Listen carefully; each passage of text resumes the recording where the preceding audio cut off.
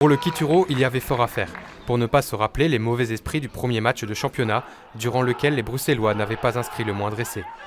Malgré les nombreux absents, le Kituro entame bien son début de match. Présent dans les duels et à la récupération, les Scarbecois subissent, malgré ça, une première pénalité et surtout un premier essai non transformé par les Brabançons. Pour entraîner depuis plusieurs saisons, j'ai connu des mois de janvier plus durs que cela. Effectivement, on a eu des absences pour les examens, mais dans l'ensemble, les mecs ont, je pense, un bel investissement. Ça peut toujours être mieux. Maintenant, il ne faut pas oublier que c'est des amateurs et que ce n'est pas le rugby qui les fera vivre, donc c'est normal qu'ils passent leur examen avant. La réaction ne tarde pas. Bien lancé sur le côté droit, le capitaine Oscar Michelini échappe au tacle à la gorge pour aller marquer un premier essai. Florian Remu manque la transformation. Mais la joie est de courte durée. La Hulpe profite pour transformer un essai de pénalité et repasser devant au score.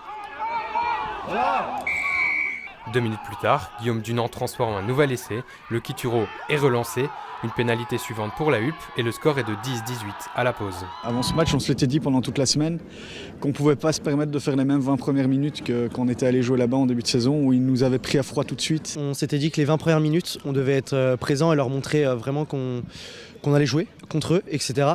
Et le début de première mi-temps, on avait du mal sur les autres matchs et là on a montré qu'au final, on pouvait être présent.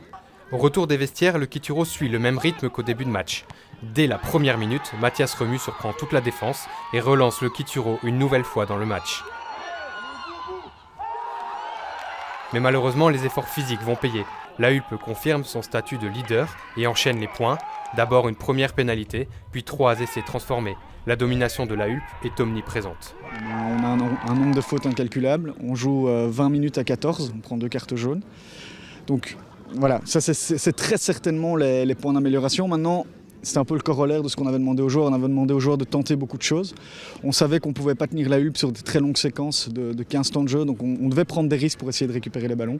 Comme pour concrétiser un très bon match, valeureux, le Kituro va s'offrir les points du bonus offensif grâce à cet essai de Naham Caballero.